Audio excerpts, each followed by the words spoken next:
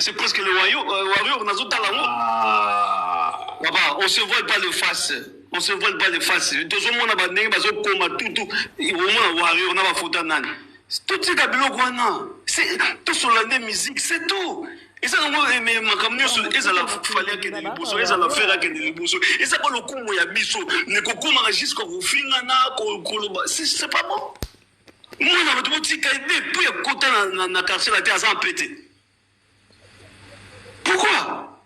Pourquoi ma caméra confie comme tu es dans la level? Les coco, ça a pété à cause d'un bal.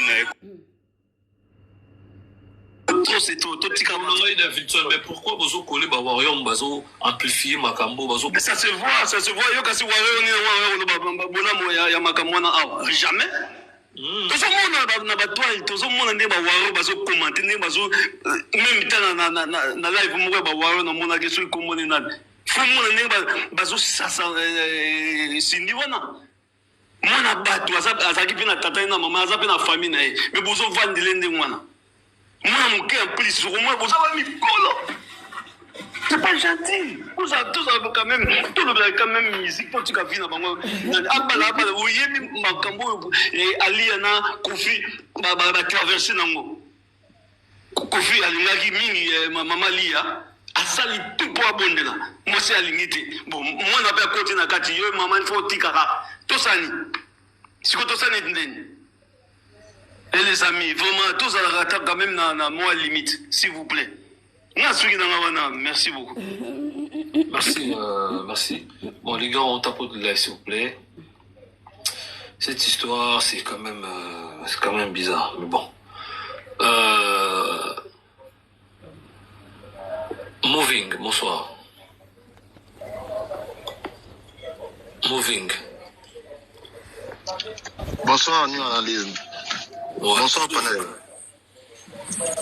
Ah, Negonanga, bon, on a eu l'intervention, maman, si franchement ça fait de la peine, mais à ce que moi j'ai compris, c'est comme si Mama Sina Ali Abazaba victime en fait. Ah bon? Ouais. Bazaba victime. Oui, que ceux qui vraiment Congo est là qui pays moro boya état de droit lobby Kofi Olomide face retrouver en prison, hein. Puisque oui. Puisque là, c'est une femme qui a été manipulée. Parce que aujourd'hui tu peux te marier à Guadeloupe, ou soit tu peux te marier légalement na Guatemala, na Brésil, ceux qui voient na coin du monde. Ceux qui ouye que se marier les sous en France, c'est comme une fraude. Au aussi l'État. Parce que moi et toi, tu es biqué. Kofi Olomide a qui légalement marié en France. Raison pour laquelle Madame Cindy Azolobake awa na Congo. Est-ce que Kofi Azaki marié awa na Congo? Mais Azobo Sanake, mariage au Kofi Azaki na France, c'est un mariage. Puisque elle insiste. Elle dit bon, zo avion boya awa na Congo bo vérifier ce qui Kofi Azaki marié awa na Congo. Effectivement, Kofi a bala na Congo, mais a bala qui na France. Mais qu'est-ce que Kofi a dit à Cindy? Il a dit à Cindy que j'étais pas marié. Donc, commis fraude. Raison pour laquelle, au monde, il n'a pas commis na biso, n'a évité ça participer dans ma mariage. Tout naka, avant Koutou, babalisa, couple, affichanan, combo na bango. Affichanan, commune. Affichanan, commune. Après les jours, il y a mariage, tout naka. Est-ce que Zana Moutoumoko, Aza, Awa, parmi Batou, Baza, Moutoumoko, Aza, d'accord, t'es dans mariage. S'il y a quelqu'un qui se présente pour dire que non, Naza, d'accord, t'es mariage, j'en ai au lécaté. Au monde. Il y a pourquoi qui n'a pas se présenter. Ceux qui ont communié sur la banane, la mairie. Mais c'est ce que, aux autres, les mariages, ils ont qui en huis clos. Ils ont qui ouvert dans la publicité. Ils ont qui en huis clos. Ceux qui ont qui. Le mariage est cause à la huis clos, mais le nom a été affiché publiquement. Affiché partout dans la mairie. Hein, quand même. Non, mais si le nom a été affiché publiquement, mais ngana bino to ngato yebango, to yebaki en côté. Et de mais mon frère, soyons quand même intelligents. Cindy était mariée à Kofi Olomide. Pendant tout ce temps, Kofi chantait sa femme. Cindy habitait à Montfleury, ce qui a lié avec Cindy Bandaye Kokima. Cindy voyait na misuna que Kofi était avec quelqu'un, même si Kofi a consacré. Le problème c'est quoi? Nous analyse. réfléchissons. Tozonga en 2006. Total a Cindy à l'éloté. Tozonga en 2006. Ngana Bino, Tomekano Kotala. Qu'est-ce qui pouvait pousser Kofi à Linga Cindy? Moi, la réponse est tout simplement et son travail. Kofi a vu les diamants qui étaient dans Cindy Lecker. Alors, si Kofi voulait s'accaparer notre travail à Cindy, pas la personne. Kofi voulait s'accaparer la voix. Là, c'est selon toi, hein, mais moi, je pense que tout autant, moi, si tous là-bas, Bablo et tout ça, bis rose à la, mon côté, rose à la voix, mais après, rose à la peu physique, il y a mon tout, et c'est un peu l'ensemble de mon bébé. New analyse. Sans manquer de respect à Cindy, hein, je ne pense pas que même en 2006 même, yo, Kowa Olinga Cindy. Ah, non. Soyons sincères, hein. Ah, mon frère, Kofi Olomide na Trump, il y a Kofi Olomide. Dans la danseuse, il y a 2006, au Badaï na quartier latin. Ah, tout sur la pembe. Tout sur la pembe, New analyse. Mais moving, yo, ota loquette, ota li mabelle, ya mozolo, oebe ya mo botolo. Obala moi c'est ça. Mon frère, au monibino, bokomi siko, wana siko komi ba sentiment. Nous devons réfléchir, mon frère. Pour moi, je pense que Kofi a aimé le travail de Cindy et non la personne de Cindy. Est-ce que Tala, papa tira uto lobelo mo wana très capital, après singa ko tu idemoko. Yo moi si obabala légalement, mobile azaki célibataire comme elle moko, ye moko azolo bake non mobile nanga azaki ye moko na zu moi si ya mutute. Mais mobile wana wanga na kayo. Et toi tu supportes ça? Tu trouves ça normal? Tu penses que Cindy n'était pas tirante en 2006? Pardon? Mais non. Non, mon frère.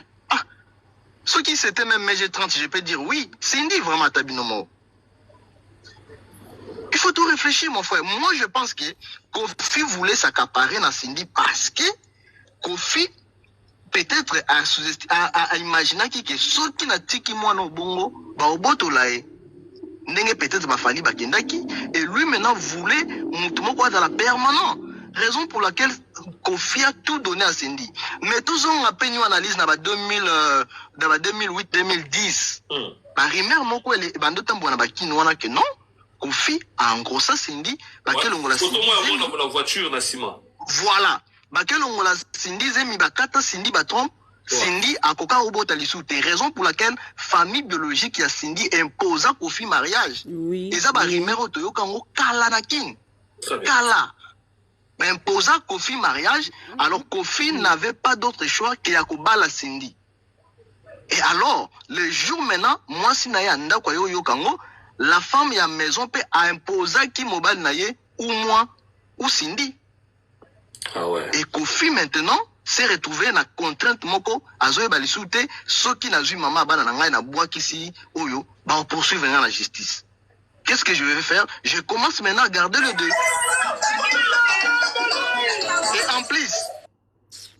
Et en plus, ezana ba rumeur moko oyo bima peka na ba kinwa maman li abundana Cindy. Maman li azo avion akita na kinwana a avertissa Kofi ta komi na aéroport ba bengi Cindy kima Cindy luka moya kima boy maman li ba bunda bitumba te yoka ba biloko wana. Mais maintenant ezaki ba rumeur. Mais ceux qui te komi maintenant qu'on réfléchir, te confirmer que c'était vrai. C'était vrai. Donc Kofi a quoi la piège moko boy mais si ko so tali Cindy azana est victime en fait. Mutu moko boy to yebi ba danseuse ne ba kana orchestre. Oye na famille nanu ya bien te, ozana nzala, ozana elamba bien te, oye siko pas mutu moko boye, wa na mbongo azo peso su musala. Tout ce qu'il va te demander de faire, tu vas faire. Omoni, pauvreté siko selon ce que tu es en train de dire, est-ce que tu veux nous faire comprendre que Cindy a pu accepter Bolingola Quadra juste parce que on a des difficultés au niveau de la famille, au niveau de la MOP, et puis on a prime à Kofi Olomide tant que Joaki. Oui, bien sûr. Kofi a utilisé son influence financière, notoriété, tout. Mais est-ce qu'il n'y a pas une histoire des sentiments vrais envers la personne? Il n'y a pas ça? Non. L'amour n'a jamais existé entre Kofi et Cindy. Jusqu'à présent même. Non, s'il te plaît. Non, moving. Non, s'il vous plaît. Ah. Maman n'a pas Katakasa, ou Mimo n'a pas Beneni, ou Mimo n'a pas Nani. Non. S'il vous plaît. New analyse. Là, nous sommes en train de réfléchir. Tala. attends. C'est Cindy qui aime Kofi et non le contraire. Et là, c'est vrai. Parce qu'en 2024, en 2024. Tu crois vraiment que Kofi finira sa vie avec Cindy? Moi, je crois. Non, mais moi, je dois finir ma minute.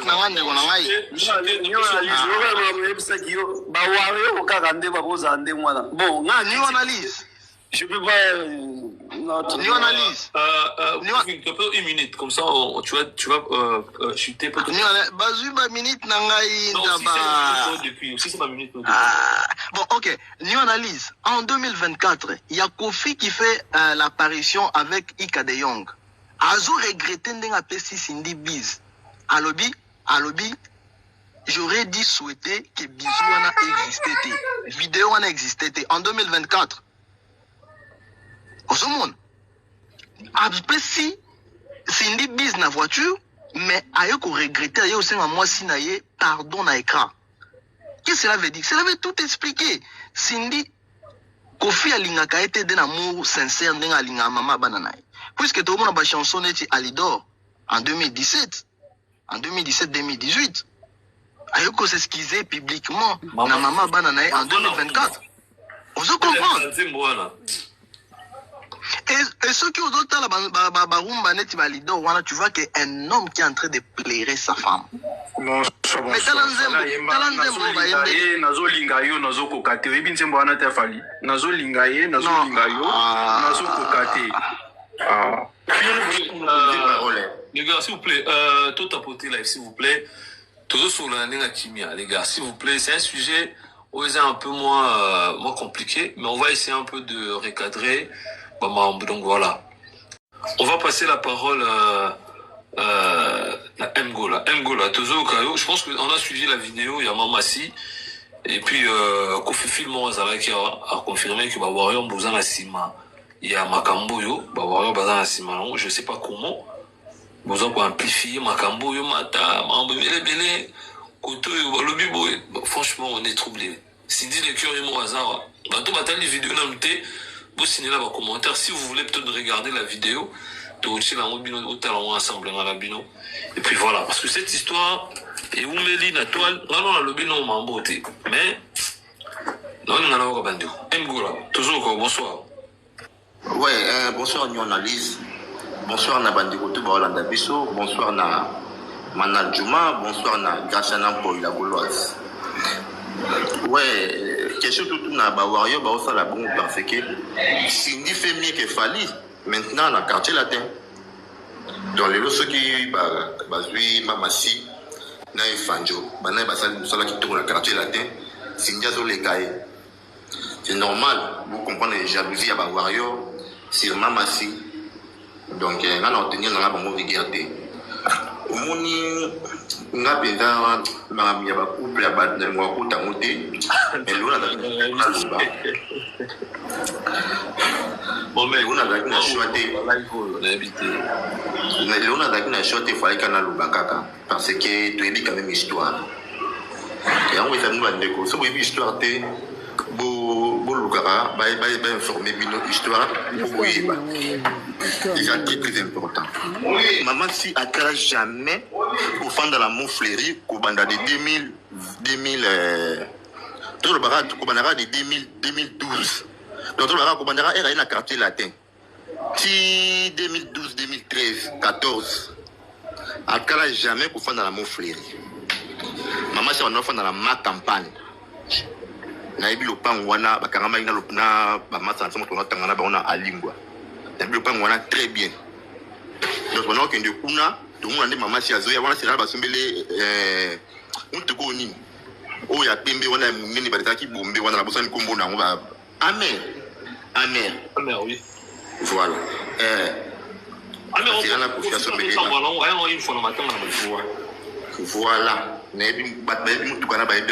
On a 2011, 2010. Ouais, je vois. Maman, c'est un enfant dans le banc, voilà. Au monde, maman, c'est le week-end, on va confier à Balaï en 2012. Ça consiste, vous qui n'avez pas à Abracadabra, vous avez un désormais. Désormais. Voilà. Désormais, après Kataba, voilà. Ah ouais. Boyo Kanzimbo wana et mal à 2012. Namasi a lobby la vidéo n'est pas balé la nini 2012. Beaucoup ne peuvent désormais ils ont l'album il y a après Kataba pour comprendre les paroles où ils ont la kacha Nzimbo wana. Pour comprendre. Donc bandi ko belé bouzeur ba awa nga personnellement. Namuna mama si na ma campagne na lopango basombele ba professeur ba ko futi na ebité parce que camarade na biso wana et pas na bango kanga matina lopango wana ba mama si batali na mira pembe. Batali na mira pembe na ebi on bien na image na mona mutilo. Pourquoi bazo ba sindia ko tout mama si Moscou na comprendre la communauté congolaise. Mutu ye mora leki alobi que non abotoli mutu mobilité. Mais ce qu'on vient voter les mêlés pourquoi? Et puis nous demandons il faut qu'il balande à Congo, balaki pour na Congo ni aza boye, so ko balaki na poto, so ke Congo, baki pa na ba makambo wana te. Baki pa na ba ngote. Balande la raté que non, balaki na poto, aso baté. Maman si ba balaye officiellement. Et puis ba comprendre que mission en a té. Nous analyse pour reconnaître moi je savais que non ba relation avec comment officiel. Mais ce que mes parents ba une relation na moi c'est un officiel, n'est-ce pas non? Il faut mes parents officiel, bon je sais pas dans quel sens que tu veux dire. Parce que les familles yebi donc to benga moni. Non, les familles yebi ba reconnaître normalement comme officiel ce commis. Ce qui peut pas l'état. Quand commis déjà ouais. Ouais. Mais oui, mais ce qui paie ma parents famille yebi trop démonté officiel. Parce que famille peut être avant que non. La famille est des gens connus mais c'est pas officiel quoi. Officiel les gens membres tu n'as pas de documents, vous avez vraiment lié. La balle est une machine.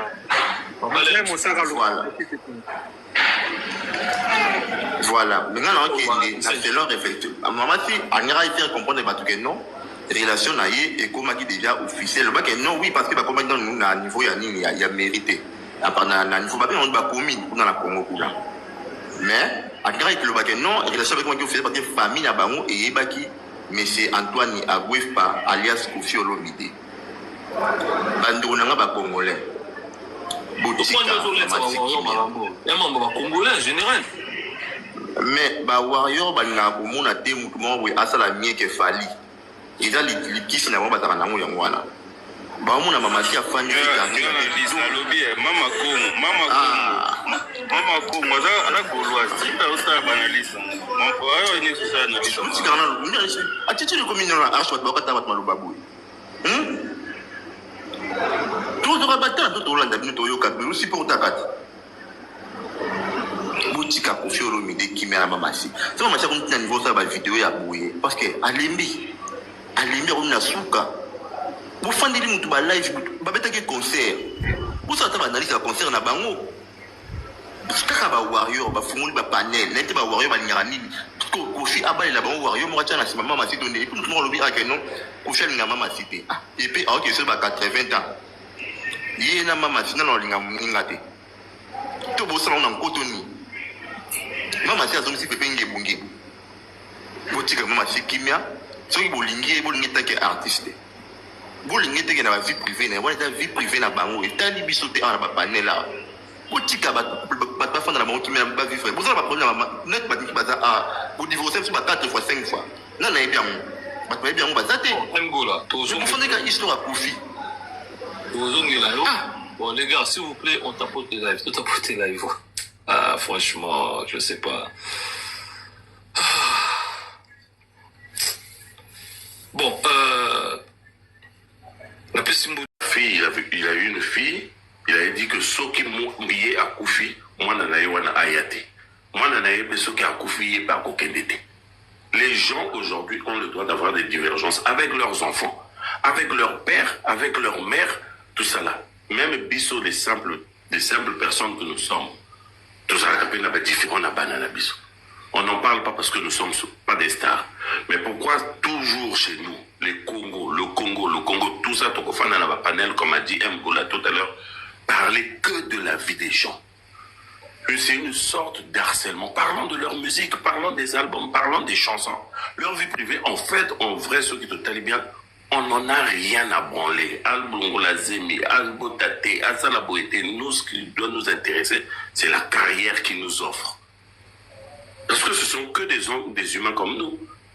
Et Makambo Tozo, ça, n'a pas panel. Bon, moi, je le fais pas, mais je parle de la plupart des gens qui le font. Mais c'est du harcèlement. Et le harcèlement, on peut te porter plainte, même t'arrêter pour le harcèlement. Ah ouais, est-ce que tu penses que ce qui signifie le cœur, c'est permet déjà au ça la vidéo, tout là, sa vidéo. Je pense que la vidéo a été faite pour la garder là dedans. Pourquoi elle a publié alors la vidéo si c'est peut-être parce que nous, je ne sais pas qui s'est levé un matin, je dis bien qui s'est levé un matin, qui a commencé à parler de sa vie ou du mariage de Kofi. C'est par rapport à l'émission qu'elle a faite. Oui, mais papa, aujourd'hui, il y a des gens qui s'asseyent, qui viennent parler de... Elle a bien dit, elle a justifié dans le truc que tu as mis au départ ici, qu'elle est mariée depuis 2012. Il faut savoir que nous, dans nos pays, il faut le savoir, il y a des États qui acceptent le plurimariage, où c'est-à-dire que tu peux épouser 2-3 femmes. Pourquoi est-ce qu'aujourd'hui, ça doit poser des problèmes, autofan de langue, autobetlango, je sais pas, des trucs, c'est anormal.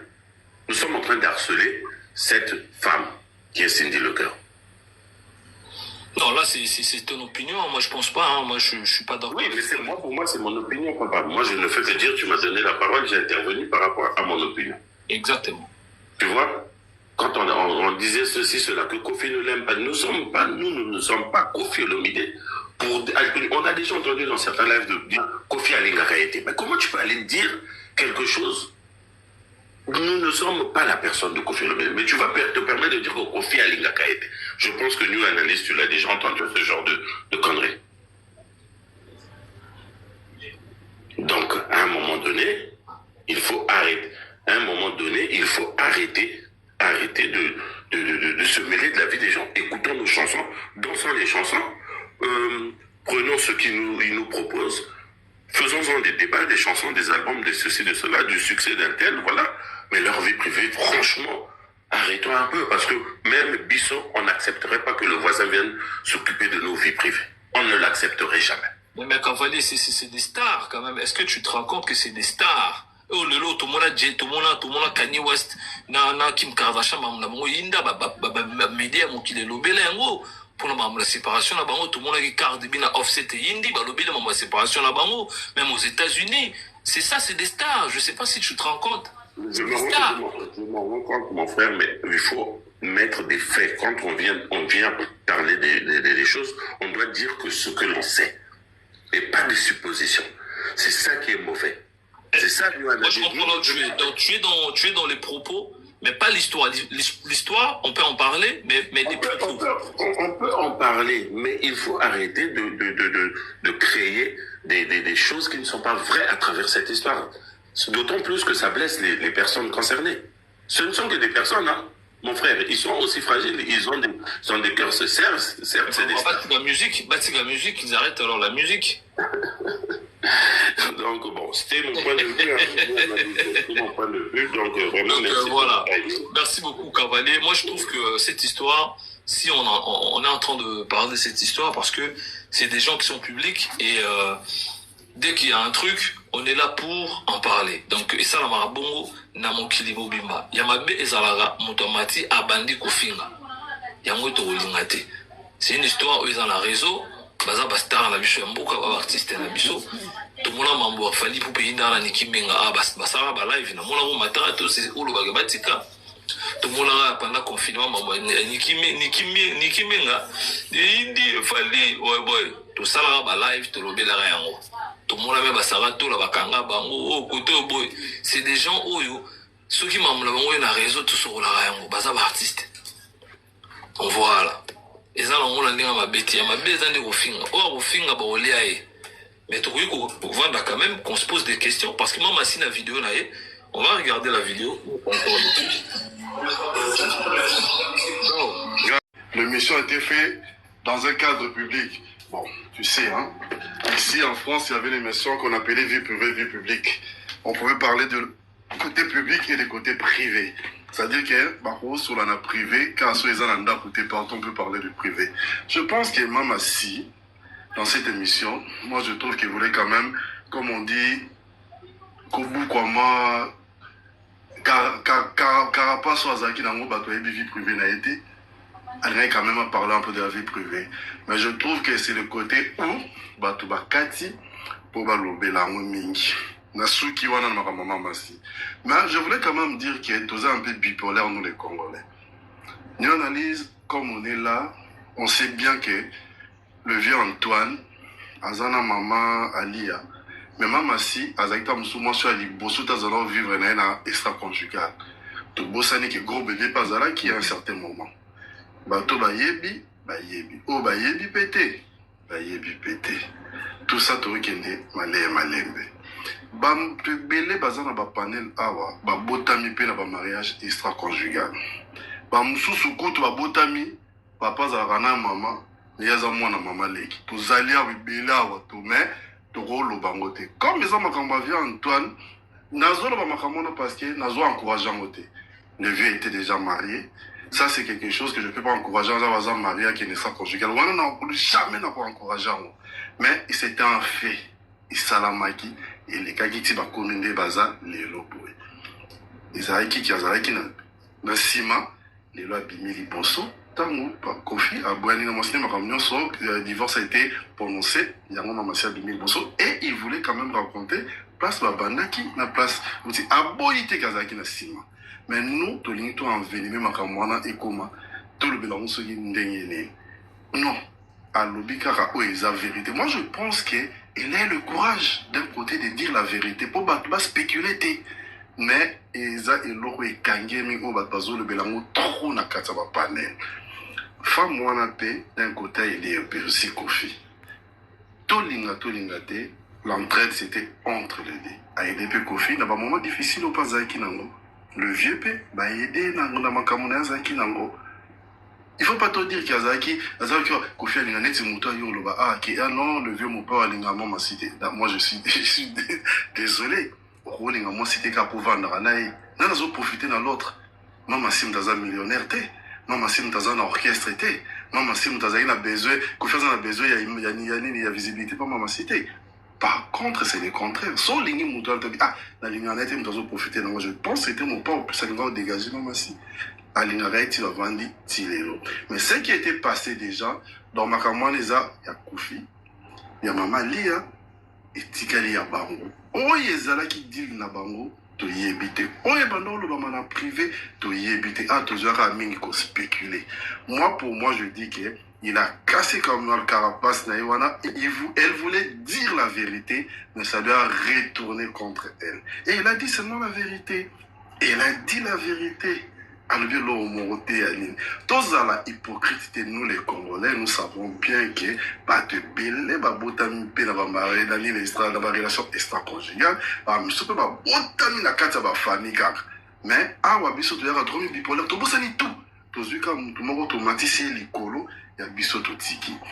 L'erreur était ya vie mon pao, maman si azana problème té, maman li azana problème té. L'erreur isa ya mobali. Tolinga. Elle a dit que la vérité, c'était tout le baquet. Moi, je trouve que c'était vraiment du côté plus sentimental, privé. Na émission là qui va me saluer quand même la vérité où ils allaient autant me batoyer baraté.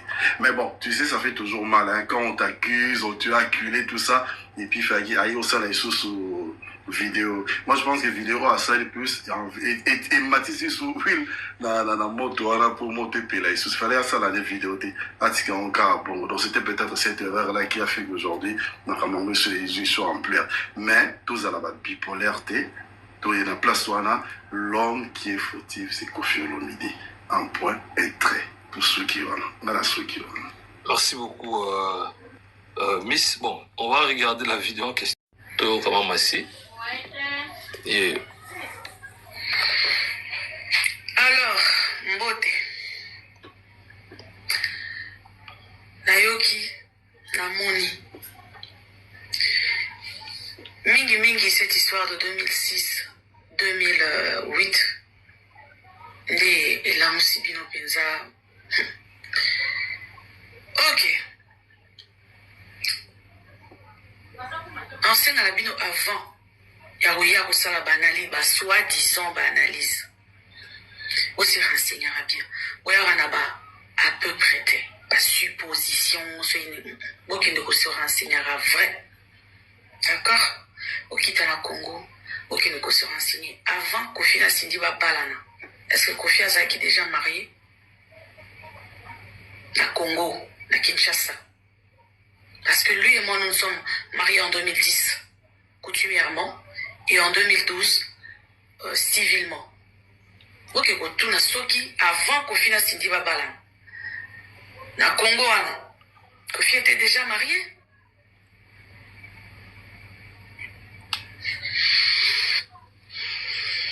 Et s'il l'était, pourquoi est-ce que Kende Babala Sindi Tina Miri?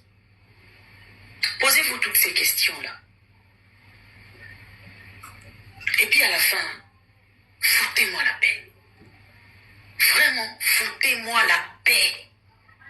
Parce que nga Sindi, na bomil bala moutoute, na yibipe mo bala moutoute. Vous allez me foutre la paix. Bon, s'occuper un peu de ma famille, de ma vie, de mon. Foutez-moi la paix, bon sang. Mais vous en attendez, hein? Non, mais franchement. Alors. On m'a salé lit. On m'a salé lit. Petit Kimia. Terra Nova. Boa noite. Bonsoir. Bonsoir. Ouais, nous avons été cassés vidéo, yo. Vidéo à saluer là. On va pas na pexer ça n'était parce que quand on a besoin ba. Kofi ana droit ba la moi c'est une chose. Abala Sindi, abala Kingani. Il est les aïeux. Pardon? Bano. Ouais, j'ai la zéro. Oui, n'a lu Kofi ana droit ba la moi c'est une chose. Kofi parce que Kofi a déjà essayé n'importe quoi. Bini bokasi bato nyonso bazaloka bato nyonso to ke omoni mwasi bien mingi olingi Kofi aza visionnaire. Kofi ataka kati ya bato. Kofi atalaki kati ya Sindi amoni ke il y a un diamant dedans.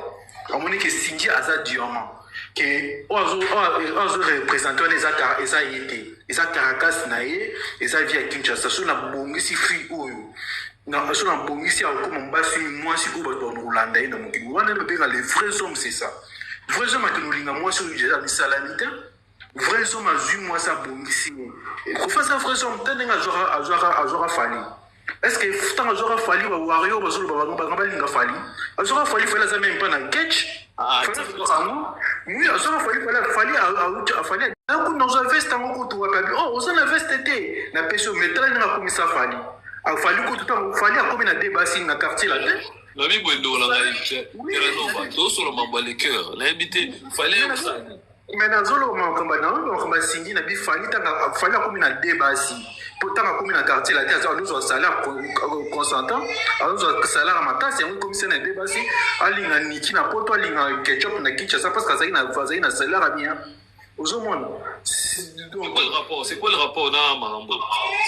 Les rapports ils ont qui Batika Sindi tranquille Sindi azana Kofi point barre ali azosa la vie naie ata babalaki na 2002 ata babalaki na 2003 asa mwasi naie biso tona mutema Kofi te poto baki alinga Sindi te n'importe quoi mutalinga mututa avant na 17 ans n'importe quoi ça alinga kitanga itibisa kwa kisi po nazoka ngama naie aboa kisi métis métis alobi pour ngai to ye alinga alingi ye na lingi Sindi tika ningaki ye fali mo kayemba nazolinga ye nazokoka te bino boza bafani nango fali olanda misika fali te fali pa komena ntango noyemba bonga komena momana ki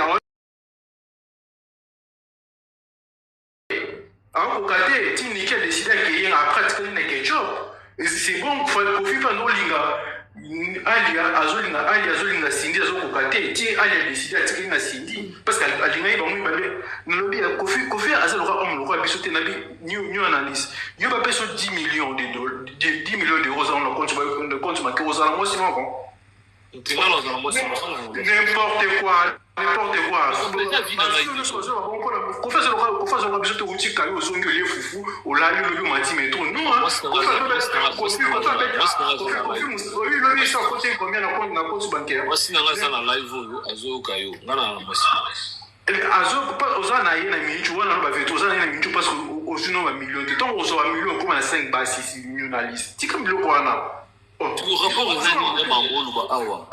Kasi makambo ezake Kofi bafali bawera banayi baza lokwa biso te baza na mbongo ebele yango zo permettre bango baza na basi ebele basi bazo harceler bango bakofi basi ba harcelaka bango kofi apeso telefone ongo na makambo amona na kasa telefone kofi azo na ba nude gratuit chaque chose à 100 nude au supportant mon papa Terano voyons ça la téléphone à Kofi na babongo public. Je te dis la vérité, fallait apeso téléphone na au moins na kasa téléphone na oh, fallait baza violer harceler na kati ya téléphone na bango wana baza harceler omona facile koza Kofi koza la folie omona oza facile c'est pas facile hein yo ko jeta musala 3000 € siko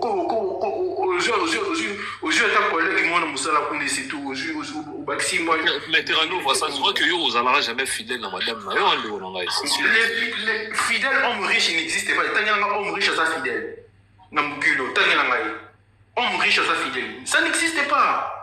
Oh. Ça n'existe pas. Homme riche, fidèle, azalaraté, ça n'existe pas. Même le ministre François Hollande va gagner les scooters. Un président de la République a hôtel à moi si les scooters là dit que c'est ça n'existe pas, ça n'existe pas. Nibal Boumou n'a pas fidèle parce qu'il n'a pas de moyens. À moi 2500 n'a il dit que la mouquée. Mais pas comment la salaire à 5000 balles par mois. Merci beaucoup, Terranova. Moi, je pense que s'il vous plaît, chaud, c'est chaud. S'il vous plaît, les gars, tout. Ah non, les Congolais n'ont habité, n'a aucun nioso. Ma fille n'a pas cassé l'obi na live, Kosunga biso, parce que des fois c'est trop.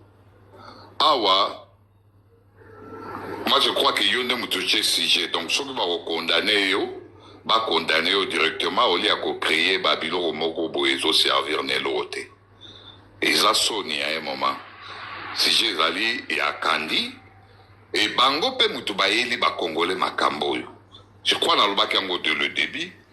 Ils ont besoin de vie privée na bango, je crois, et vie nanga ce qu'ils ont privé, ils ont privé, mais ceux qui n'ont exposé yango déjà na public, donc bazan a droit à kolobela yango. Alors bango de mutu baeli biso, et puis baeli biso ba différence, il y a ba date, ba complication et zebele na kat. Donc étant que peuple congolais a landaka bango, tous a peine à droit à remettre na ba question. C'est moi nazo ka moi parce que batu misusu na yebite soki bazo mona makambo ndenge ni bayeli biso yango ndenge bayela biso banzembo tozwa kata ya ko décortiquer ba chanson na bango bayeli biso sujet bango moko to ko décortiquer yango alors soki cohérence ezate to ko loba ke côté wana ba kosi biso donc on a ces droits là non net nga na loba te que non signé azalaki elongi mabe non na ko loba bongo te.